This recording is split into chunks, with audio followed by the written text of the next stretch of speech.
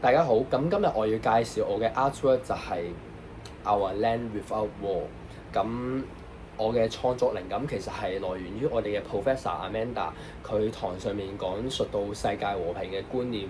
咁其實我都俾佢呢一番嘅教誨深深咁樣打動咗。咁所以我就跟住佢嘅理念嚟整咗一個咁嘅鞋盒出嚟啦。咁其實你哋可以望到鞋盒嘅上面係有一片廢土啦，咁上面有十字架，屋企人送俾佢哋嘅鮮花。咁其實我創作呢片廢土嘅原理係希望同下面嘅美景形成一個好鮮明嘅對比啦。而我下面嘅美景其實係借鑑咗烏克蘭好出名嘅公園索菲夫斯基公園。咁我呢度俾大家睇下佢嘅原型係點樣啦。佢嘅原型大概係咁樣嘅。咁我入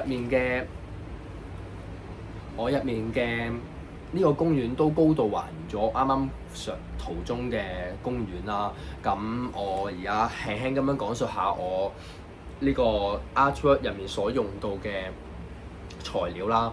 咁首先啦，我外圍嘅呢一層啦，其實係由廁所紙同埋濕咗嘅白膠漿黏落去之後再上色而形成嘅啦。咁呢個做法特別之處就係會令到佢嘅觸摸起嚟嘅感覺更加逼真、更加仿真啦。而呢個十字架係由木板嚟形成㗎啦。跟住之後呢啲就係一啲草粉啦。咁我入面 artwork 嘅天空啦，都係由廁所紙嚟做㗎啦。咁呢啲就係棉花啦。咁而我嘅山脈就係用 A4 紙嚟整嘅。咁我嘅湖泊就係用一啲塑膠袋嚟去整㗎啦。咁我呢啲沙咧，呢入面嘅沙咧，其實係一啲真嘅沙啦。咁我嘅材料就係大概就係咁多啦。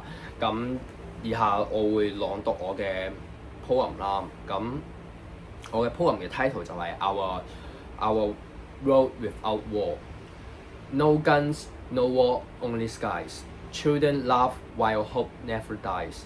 Dream take roots across our land. Gentle voice joined hand in hand. Peace blossom as shadow fade.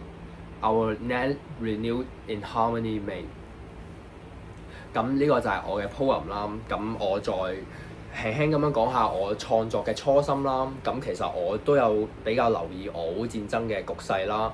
咁我都知道當人們提起烏克蘭嘅時候啦，咁佢哋第一時間諗起就係一啲戰爭。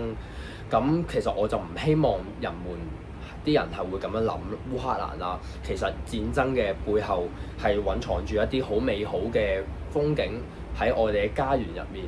所以我透過還原翻烏克蘭嘅公園啦，我就希望人們可以諗翻起和平嘅重要性。多謝各位。